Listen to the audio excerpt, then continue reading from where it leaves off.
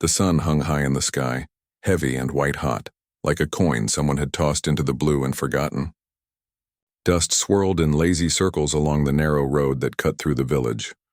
More a suggestion of a path than a proper road, really. It hadn't rained in weeks, and the earth had cracked open in places as if begging for relief. 72-year-old Ramchand walked slowly, his bare feet knowing every bump and stone by heart. He'd just come back from the well at the edge of the fields, a clay pot balanced on his hip, cool water sloshing gently inside. His hands were rough, the skin thick and lined like old leather, and his back carried the quiet bend of a man who'd spent a lifetime working the land. He wore a faded white kurta, patched at the elbow, and a thin cotton towel draped over his shoulder. Sweat beaded on his forehead, but he didn't mind. Heat was just part of life here, like hunger in lean seasons or the laughter of children chasing goats at dusk. As he neared the bend where the road dipped toward the village entrance, he saw it. A car. Not the usual rattling old Jeep or the farmer's battered pickup, but something sleek and dark, foreign-looking. It sat crookedly on the side of the track, one of its back wheels lifted slightly off the ground, a jack wobbling beneath it. A man stood beside it, shirt sleeves rolled up, face flushed with frustration. He tugged at the wheel, then kicked the tire lightly, more out of helplessness than anger. Ramchand paused. Outsiders rarely came this far. The nearest town was over 20 kilometers away, and most travelers took the main highway that ran miles to the east. This road was for villagers, for ox carts, for schoolchildren in dusty uniforms. A car like this didn't belong here. Still, he kept walking, not out of suspicion, though he'd seen enough in his years to know the world wasn't always kind, but because he wasn't one to rush. He watched the man struggle for a moment longer. The stranger was younger, maybe in his 40s, with sharp features and expensive-looking shoes now coated in red dust. He fumbled with a wrench, muttering under his breath, clearly unused to manual work. When the man dropped the tool for the third time, Ramchand finally spoke. "Need help?" The stranger looked up, startled. His eyes flickered over Ramchand's simple clothes, his bare feet. The clay pot still held steady at his side. For a heartbeat there was hesitation, maybe even a flicker of doubt. But then he nodded quickly. "Yes, please. The spare's in the trunk, but this jack, it's slipping. And I can't seem to get the bolts loose." Ramchand set the pot down carefully in the shade of a thorny acacia tree. He walked over, not saying much, and knelt beside the car. His knees cracked softly, a sound as familiar to him as birdsong. He examined the jack, cheap, flimsy, not meant for this kind of weight on uneven ground. No wonder it kept tilting. "Hold the wheel steady," he said, his voice calm, like he was talking to a nervous animal. The man obeyed, pressing his hands against the tire. Ramchand reached into the small cloth bag tied at his waist, the one he always carried when he went to the fields, and pulled out a short iron rod, blackened with age and use. It wasn't fancy, just a piece of scrap metal he'd shaped years ago to pry open stubborn irrigation valves, but it was strong. He slid it under the car's frame near the jack and gave a firm push. The car shifted slightly, settling more evenly. "There," he said. "Now try the bolts." The stranger grabbed the wrench again, this time with more confidence. The first bolt turned with a groan, then the second. Sweat dripped from his temple, but he kept going. Ramchand stayed close, ready to steady the jack if it wobbled again. "You live around here?" the man asked between grunts. "Just down there," Ramchand replied, nodding toward a cluster of low, sun-baked houses barely visible past the neem trees. "Third house with the blue door," the man smiled faintly. "I took a wrong turn. GPS said this was a shortcut to Jodhpur." "Guess it lied," Ramchand chuckled. "Machines don't know these roads. Only feet do." They worked in silence for a few minutes, the only sounds the scrape of metal, the buzz of cicadas, and the distant call of a peacock from the hills. When the last bolt came free, Ramchand helped lift the flat tire off and roll the spare into place. His arms ached a little. He wasn't as strong as he used to be, but he didn't show it. Pride wasn't in his nature, but neither was quitting. Once the spare was on and tightened, the man stood up, brushing dust from his trousers. He pulled out his wallet. "Let me pay you for your time." Ramchand shook his head. "No need, but you helped me. At least take something." "I helped a man with a flat tire," Ramchand said simply. "Not a customer." The stranger hesitated, then closed his wallet. He looked around, At the dry fields, the distant hills, the quiet village barely stirring in the afternoon heat. "You've got a good heart," he said quietly. Ramchand just shrugged. "Heart's all we've got, isn't it?" The man got into the car, started the engine. It purred to life, smooth and quiet. He rolled down the window. "Thank you again." "Safe travels," Ramchand replied. And just like that, the car pulled away, kicking up a thin trail of dust that hung in the air like smoke before slowly fading. Ramchand watched it disappear around the bend, then picked up his clay pot. The water inside was still cool. He took a long sip, wiped his mouth with the edge of his towel, and began walking home. His granddaughter would be waiting with lunch, probably leftover roti and lentils, maybe a bit of pickle if they were lucky. He'd tell her about the car, the stranger, the flat tire. She'd listen with wide eyes as she always did, as if his ordinary days were full of adventure. And maybe in her eyes they were. He didn't think much of it after that. Helping someone in need wasn't special. It was just what you did. In a world that often felt hard and hurried, kindness was the one thing that cost nothing but meant everything. By the time he reached his house, the sun had shifted slightly in the sky, casting long shadows across the courtyard. A goat bleated from the pen. Somewhere a radio played an old folk song. Life went on, quiet and steady, just as it always had. And Ramchand never imagined, couldn't have guessed, that this small moment on a dusty road would ripple outward in ways no one could predict. Not yet. For now there was only the heat, the water, the walk home, and the quiet satisfaction of having done what was right. That was enough. More than enough. The clay pot sat empty now, placed carefully near the doorway to dry in the afternoon sun. Inside the house the air was cooler, thick with the smell of cumin and wood smoke.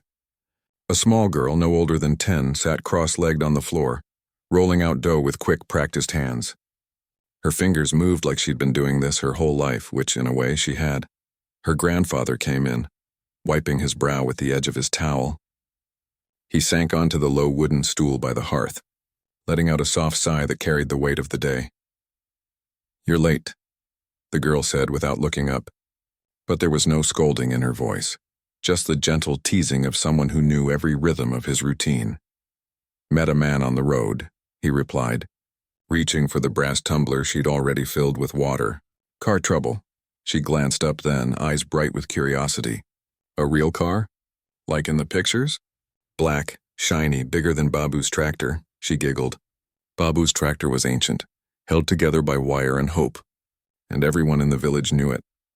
He told her the story simply, how the man had struggled with the jack, how the bolts wouldn't budge, how he'd used his old iron rod to steady the frame. She listened intently, kneading the dough slower now as if the story was part of the meal she was preparing. "And he wanted to pay you?" she asked when he finished. "He did. But you said no." "Of course," she smiled, a quiet pride in her eyes. "Good, that was all. No grand speech, no moral lesson drawn out like thread. Just two people sharing a moment over warm rotis and lentils. The kind of exchange that happened in homes like theirs every day, unnoticed by the wider world." After lunch, he rested in the shade of the banyan tree behind the house, the one with roots that curled into the earth like sleeping serpents. A breeze stirred now and then, carrying the scent of dry grass and distant cooking fires. He dozed lightly, waking only when a sparrow landed on a nearby branch and chirped sharply, as if reminding him the day wasn't over yet. In the days that followed, life returned to its familiar pace. He rose before sunrise, fed the goats, checked the water level in the storage tank. The monsoon was late again, and everyone in the village watched the sky with quiet worry. Crops needed rain, and without it the next few months would be lean. He didn't think much about the stranger after that first evening. The memory settled into the background of his mind, like an old song you hum without realizing. It wasn't the first time he'd helped someone passing through. Years ago, he'd given water to a lost schoolteacher, once shared his lunch with a wandering sadhu, even guided a group of tourists who'd taken a wrong turn during a festival. These things happened. You helped if you could. You didn't keep score. Still, something about that day lingered, not because of the man, but because of the silence that followed. Usually, when outsiders came, word spread fast. The tea stall owner would chatter about it. Children would run to see the vehicle. Someone would ask if the visitor left money or sweets. But this time nothing. The car had come and gone like a shadow, leaving no trace but a few tire marks in the dust. A week passed. Then another. The village buzzed with its usual concerns. Old Manohar's cow had fallen sick. The schoolteacher hadn't shown up for 3 days, and someone's goat had wandered into the neighbor's field and eaten half his mustard crop. Life was full of small dramas, small joys, small repairs, just like that flat tire. One evening, as he sat mending a broken rope for the well pulley, his granddaughter asked, "Do you think that man made it to Jodhpur?" He paused, fingers still working the fibers. "I hope so. Do you think he remembered you?" He smiled faintly. "Does it matter?" She thought about that for a moment. "Maybe not to him, but I remember." He reached over and ruffled her hair gently. "Then that's enough." She went back to grinding spices in the stone mortar, the rhythmic thud-thud-thud blending with the chirping of crickets. The sun dipped lower, painting the sky in streaks of orange and purple. Somewhere in the distance, a dog barked. Normal sounds. Normal life. But then on the 10th day, something unusual happened. A man on a motorcycle, a government clerk from the block office, rode into the village and stopped near the well. He asked a few questions, showing a photo on his phone. People gathered, curious. The clerk spoke quickly, then left just as fast, kicking up dust behind him. By nightfall, whispers had spread. "They're looking for an old man who helped a VIP," someone said at the tea stall. "Said he fixed a car near the Acacia Bend." Ramchand heard the rumors the next morning when he went to buy salt. The shopkeeper leaned in, voice low. "You didn't get into trouble, did you? That man, they say he's important. Maybe even from the capital." Ramchand shook his head. "I just changed a tire." "But what if he was running from the police? Or smuggling something?" He laughed softly. "If he was a thief, he wouldn't have offered to pay me. Thieves don't carry wallets full of guilt." Still, the questions lingered in the air like smoke. Some neighbors looked at him differently, not with suspicion exactly, but with a kind of nervous curiosity, as if he'd brushed against a world they didn't understand. He didn't let it trouble him. At his age, he'd learned that most fears were born from stories people told themselves, not from truth. If the man was good, he'd remember the kindness. If not, well, Ramchand hadn't lost anything by being decent. That night, as he lay on his Sharpay under the stars, listening to the soft rustle of leaves and the occasional hoot of an owl, he thought about the stranger's face. Not his clothes or his car, but his eyes, tired, grateful, human. That was all that mattered. The next morning, he woke early as always. Fed the goats. Checked the sky for clouds. The air felt heavier, like rain might finally come. He walked to the field, hoe in hand, ready to turn the soil one more time before the season turned. Life didn't stop for mysteries. It moved forward, one step at a time, one act of kindness at a time. And as he worked, sweat on his brow and earth under his nails, he felt at peace. Whatever was coming, whether it was thanks or trouble or nothing at all, he'd face it the same way he'd faced everything else, with quiet hands and a steady heart. Because in the end, that's all anyone really has. The rumors didn't fade, they grew. At first, it was just murmurs over shared cups of chai at the village square, but soon the whispers turned into full conversations, then worried glances, then outright questions flung across courtyards. "Did you hear? They sent someone from the district office. They're checking every house near the road. What if he was a spy?" Ramchand noticed the change in the air before anyone said a word to him directly. The usual greetings from neighbors became shorter, more cautious. Children who used to run up to him with questions about stars or snakes now hung back, watching him with wide, uncertain eyes. Even the goats seemed quieter, as if sensing the tension thickening like monsoon clouds before a storm. He didn't ask. He never did. If people wanted to talk, they would. If not, silence was just another kind of truth. But one afternoon, as he sat mending a torn sack near the well, the village headman approached. The man's face was tight, his usual easy smile gone. "They came again," he said, voice low. "2 men in uniforms. Asked if anyone saw a black car stop here 2 weeks back. Showed a photo. Blurry, but it looked like that man you helped." Ramchand nodded slowly, threading the needle through coarse jute. "And? They said he's someone important. Very important. Maybe even a minister." A pause. The wind stirred the dust between them. "Then why are they acting like it's a crime?" Ramchand asked, not looking up. The headman shifted his weight. Because last week there was a big meeting in Jaipur. Security was tight, and some official went missing for a few hours. Took a private drive, they said. Now people are asking questions. Who saw him? Where did he go? Was he alone? Ramchand finally looked up. So helping a man with a flat tire makes me a suspect? No, the headman said quickly, holding up his hands. Not a suspect, but they want to know everything. And you know how it is. When big people get nervous, small people get stepped on. Ramchand understood. He'd seen it before. A missed tax payment turned into a land dispute. A stray goat blamed for ruining a politician's speech. In villages like theirs, truth often bent to fit the shape of power. That evening, his granddaughter came home from school with her eyes wide. Teacher said the police might come, she whispered, setting down her books. She said we should say nothing if they ask about the car. He looked at her, really looked. Saw the fear tucked behind her curiosity. She was too young to carry that weight. Listen, he said gently, pulling her close. If someone asks you what happened, tell them the truth. Just the truth. Nothing more, nothing less. My grandfather helped a man fix his tire. The man said thank you. Then he left. That's all. But what if they don't believe me? Then it's not your problem, he said. Truth doesn't need belief to be true. She nodded, but her hand still twisted the edge of her scarf. Over the next few days, strange things began to happen. A police jeep drove slowly through the village, not stopping, just watching. The shopkeeper refused to sell sugar to anyone without asking their full name and father's name. Old Laxmi, who rarely left her courtyard, claimed she saw men in plain clothes taking photos of houses near the road. Fear spread like dry grass catching fire. Some villagers came to Ramchand quietly, in the dark hours before dawn. Be careful, they'd say. Don't go near the road.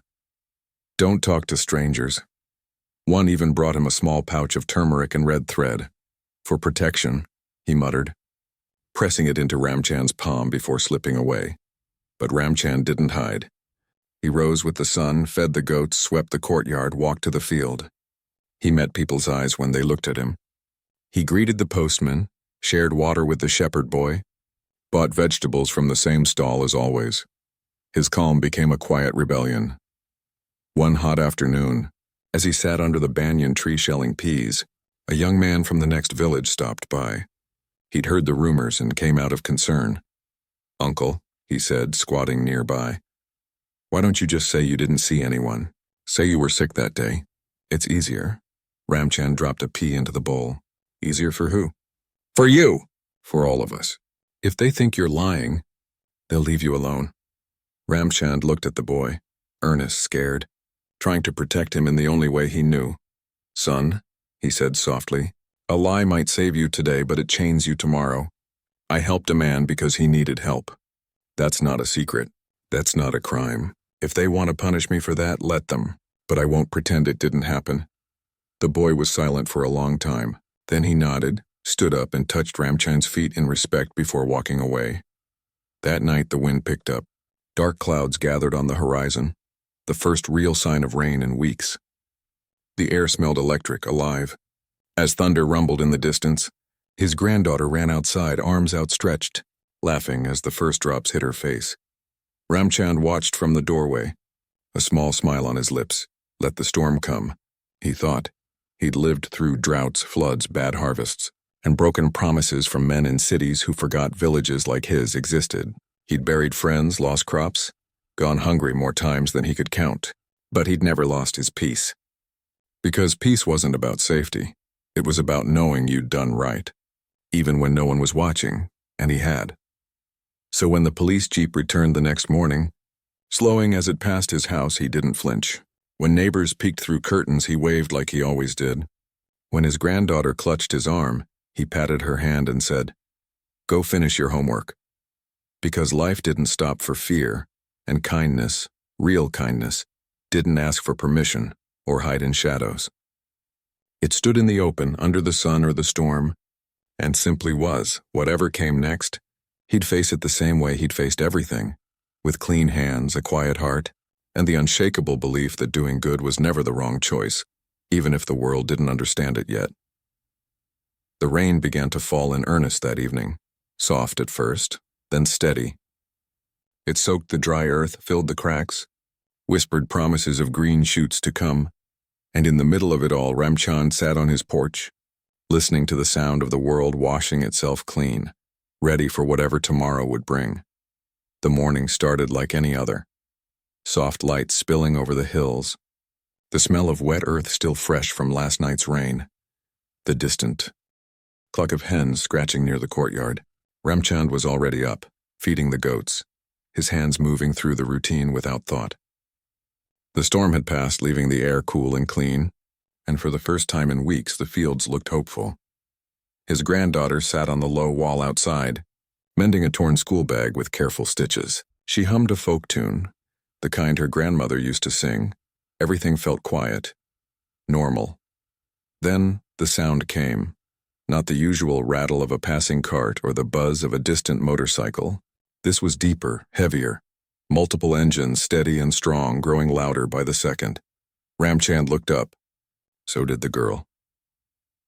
Down the road, past the neem trees and the old well, dust began to rise, not in a thin trail but in a thick, rolling cloud.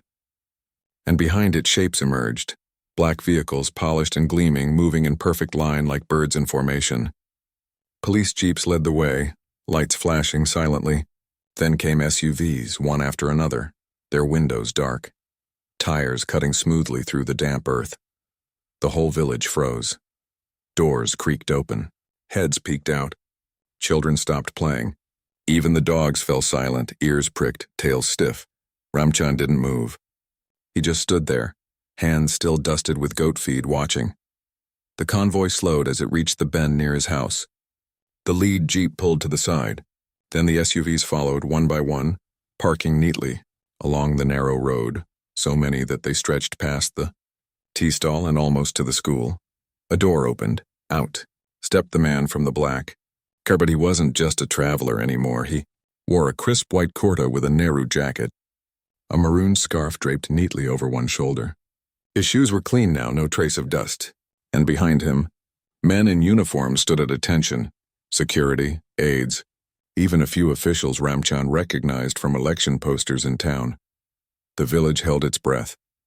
The man walked straight toward Ramchand's house, ignoring the crowd that had begun to gather at a respectful distance.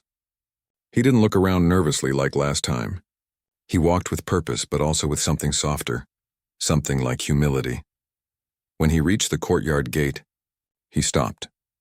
For a long moment, they just looked at each other. The old farmer in his faded clothes, barefoot and calm, and the man in fine fabric, surrounded by power.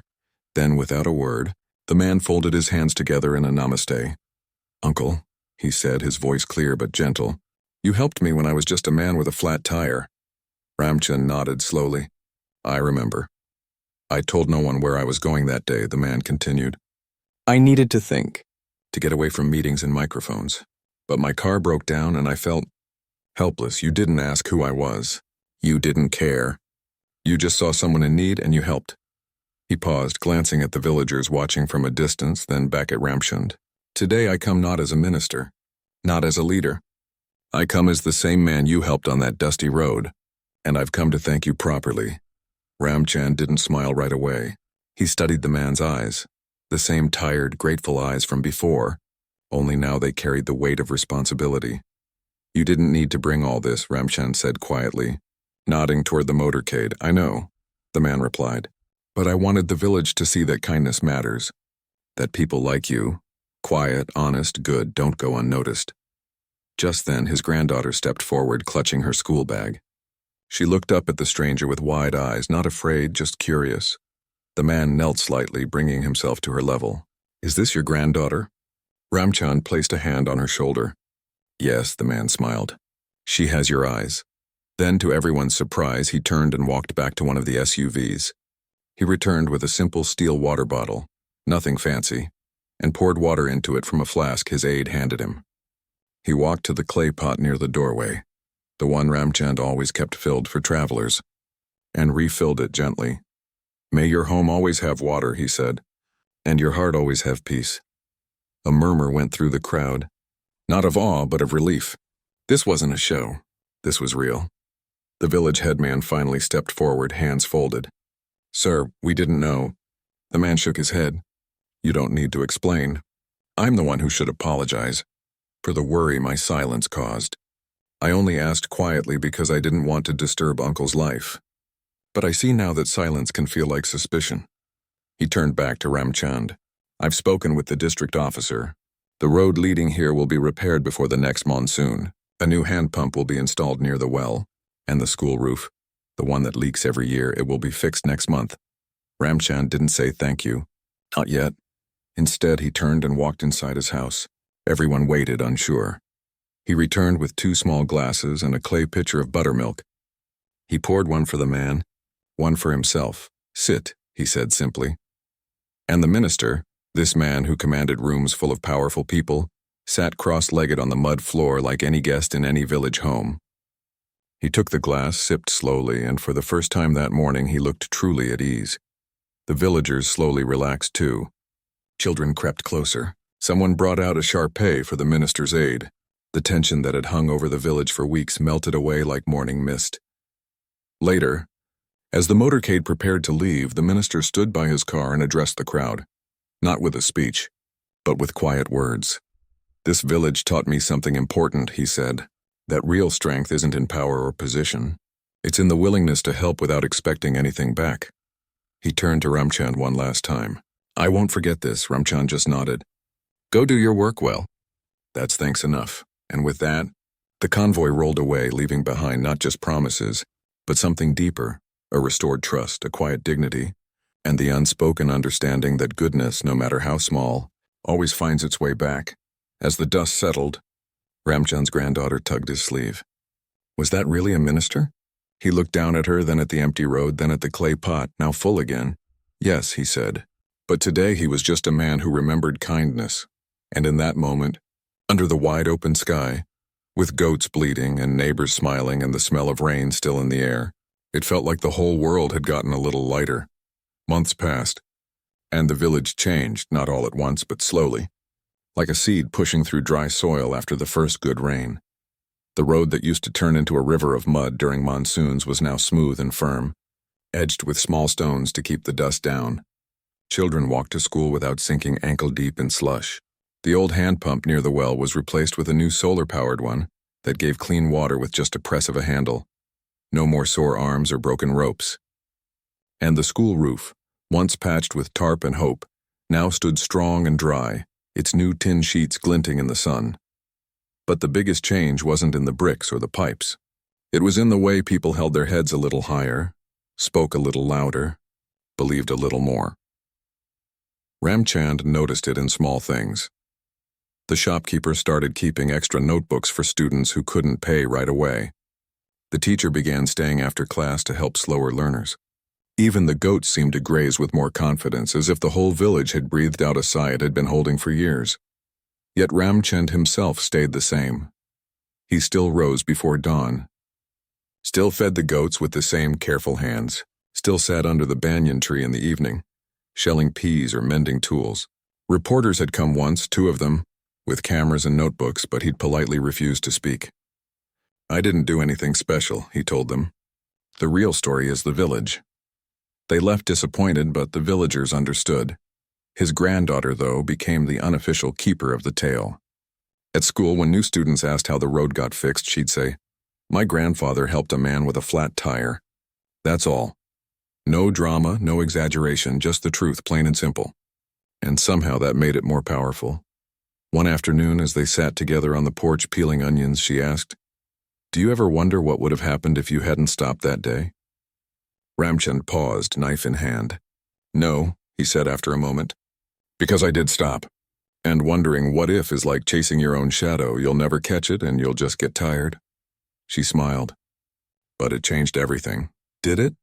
He looked out toward the fields, now green with young millet. "Or did it just remind us of what we already had? Kindness, community, the courage to help without asking why." She didn't answer right away. She was thinking. That was one of the things he loved most about her. She never rushed her thoughts. Later that week, a small ceremony was held at the school. The district officer came, along with a few local leaders. They unveiled a plaque near the new water pump, not with Ramchand's name, but with a simple message. In a place where kindness is common, miracles grow quietly. Ramchand stood at the back, arms crossed, watching as children drank from the tap, laughing as the cool water splashed their faces. No one made him give a speech. No one put a garland around his neck, and he was glad for it. True change, he believed, wasn't loud. It didn't need banners or applause. It lived in the quiet moments, like a grandmother teaching her granddaughter to share her lunch, or a farmer lending his plow to a neighbor, or a stranger offering water to a tired traveler. That evening, as the sun dipped behind the hills, painting the sky in soft golden rose, Ramchand walked to the edge of his field. The soil was damp, rich, full of promise. He knelt and pressed his palm into the earth, feeling its warmth. Its life. His granddaughter joined him, barefoot like him, her school bag slung over one shoulder. "They say the minister might visit again next year," she said. "Maybe," he replied, "but he doesn't need to. He's already done his part. And what was our part? To keep being who we are." She nodded as if that made perfect sense. In the weeks that followed, life settled into a new rhythm, one that held both the old ways and the new comforts. The motorcade was now just a memory, a story told under starlit skies, but its echo remained not in grand gestures, but in everyday choices: a shared tool, a saved seat at the tea stall, a hand offered without being asked. Years later, when the granddaughter was older, when she walked to college in the nearest town, wearing shoes instead of bare feet, carrying books instead of firewood, she'd still come back every holiday. And every time, the first thing she'd do was sit with her grandfather under the banyan tree. They'd talk about her studies, the city, the world beyond the hills. But sometimes they'd just sit in silence, listening to the wind, the birds, the distant laughter of children playing near the new school. And sometimes, a traveler would pass through, lost, tired, in need of directions or water. Without hesitation, she'd invite them in, offer a glass of buttermilk, maybe even help fix a flat tire if needed. When asked why she did it, she'd simply say, "Because someone once did it for us." And back in the village, Ramchand, now with more white in his hair and more lines on his face, would watch from his porch, a quiet smile on his lips. He never called himself a hero. He never sought recognition. But in the hearts of those who knew him, he was something even rarer, a living reminder that goodness doesn't need a stage. It only needs a willing heart and a pair of hands ready to help. The world outside kept spinning, fast, noisy, full of headlines and hurry. But here, in this small village tucked between hills and sky, time moved differently, slower, kinder. And every evening, as the sun set and the first stars blinked awake, you could still find Ramchand sitting on his porch, clay pot beside him, full of cool water for anyone who might pass by. Because kindness, once given, never really ends. It just finds new hands to carry it forward. The story should have ended with part 5. That's what most people thought. Anyway, after the road was fixed, the school roof sealed, and the water pump humming day and night, life in the village settled into a new kind of quiet, a peaceful rhythm that carried the weight of hope without fanfare. Visitors still came sometimes. Government workers checking on projects, students from the city doing research, even a few curious tourists who'd heard whispers of the village where a minister bowed to an old farmer. But none of them stayed long. They took photos, asked questions, wrote notes, and left. Ramchand never minded. He knew real change wasn't measured in headlines or handshakes. It was in the boy who no longer missed school because his shoes didn't sink in mud. It was in the mother who didn't have to walk 2 kilometers for clean water. It was in the way neighbors now shared seeds before planting season, not out of pity, but because they believed in each other's harvests. But then, one dry afternoon in late spring, long after the motorcade had faded into memory, something unexpected happened. A letter arrived, not by postman, not by phone call, but delivered by hand. A young man in a simple white shirt walked all the way from the district office, sweating under the sun, holding a sealed envelope with both hands like it was something sacred. He asked for Ramchand by name. The whole village gathered near the courtyard as the envelope was handed over. It was thick paper, cream-colored with no logo, just a single line of neat handwriting on the front. For the man who taught me that service begins with seeing people, not positions. Ramchand opened it slowly. Inside was a letter and a photograph. The letter was short. just a few paragraphs. The minister wrote that he'd been invited to speak at a national gathering of village leaders. He wanted to share the story, not as a political achievement, but as a lesson in humility. And he asked humbly if Ramchand would allow him to tell it. At the bottom he added, "If you ever come to the city, my home is yours." Not as a guest of honor, but as family. The photograph showed the two of them that day, the minister sitting cross-legged on the mud floor, Ramchand handing him a glass of buttermilk, the clay pot in the background, the banyan tree casting soft shade. Someone must have taken it from a distance quietly, without either of them noticing. Ramchand stared at the image for a long time. He didn't smile, didn't frown, just traced the edge of the photo with his thumb, as if feeling the memory through his skin. Later, when the crowd had gone and the sun dipped low, he sat with his granddaughter under the tree.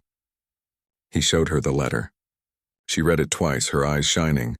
"Will you let him tell the story?" she asked. "He already has," Ramchand said. "It's not mine to keep." "But what if people think it's just a tale? What if they don't believe it?" "Then they'll miss the point," he replied. "The story isn't about a minister or a flat tire. It's about what happens when we choose kindness over caution, help over hesitation. If they hear it and still don't believe, well, maybe they just haven't met the right stranger yet." She was quiet for a while. Then she said, "I want to go to that gathering." He looked at her surprised. "Not to speak," she added quickly, "just to listen, to see how one small thing can ripple so far." He thought about it. The city was far. The crowds would be loud. But he also knew this fire in her, this need to understand how the world connected, how one act could echo across villages, offices, even parliaments. So he nodded. "We'll go." The trip was simple. They took the early bus, sat near the window, shared a packet of roasted peanuts and sweet jaggery. She carried the photograph in her bag wrapped in cloth. He carried only his towel and a small pouch of turmeric. "For the journey," he said. The city overwhelmed at first. So many people, so much noise, lights that never turned off. But the minister's home was quiet, tucked behind tall trees, its courtyard open to the sky. When they arrived, he came out himself. No aides, no cameras, just a man in a cotton kurta, barefoot like them. He hugged Ramchand like an old friend. Then he turned to the girl and touched her head gently. "You're the one who keeps the story alive," he said. That night, over a simple meal of rice and dal, they talked, not about politics or projects, but about soil, seasons, the way goats know when rain is coming, how children's laughter sounds the same in every village. The next day, at the gathering, the minister stood on stage before hundreds of village heads, teachers and farmers. He didn't mention his title once. He just told the story, how he'd been lost, tired, humbled by a flat tire and an old man's quiet hands. And in the back row, Ramchand sat with his granddaughter, unnoticed, watching as people leaned forward, eyes softening, some even wiping tears. Afterward, a woman from a distant village came up to them. "My son ran away last year," she said, voice trembling. "He said no one in our village believed in him. But after hearing this, I'll go back and tell him that one good act can change everything. Maybe he'll come home." Another man, older with calloused hands, shook Ramchand's hand and said, "I've been waiting for someone to remind me that doing right is enough. Thank you." On the bus ride home, the girl was quiet. "What are you thinking?" Ramchand asked. "That kindness isn't small," she finally said. "It's just quiet. And quiet things take time to be heard." He smiled. "But once they are, they never stop echoing." Back in the village, nothing looked different. The road was still smooth, the pump still worked, the school still stood strong. But something had shifted, not in the land but in the people. More travelers were welcomed. More hands reached out without being asked. More children grew up hearing not just the story of the motorcade, but the deeper truth beneath it. That dignity isn't given by power. It's earned by how you treat the person in front of you, especially when no one is watching. Years later, when Ramchand's hair turned fully white and his steps grew slower, visitors still came, not for him but for the spirit he'd helped keep alive. And every time, his granddaughter, now a teacher in her own right, would offer them water from the same clay pot, under the same banyan tree. And if they asked how it all began, she'd say simply, "With a flat tire." And a heart that didn't hesitate, because in the end, The greatest legacies aren't built in stone or steel. They're grown in soil, watered by kindness and passed from one pair of hands to the next, quietly, steadily forever.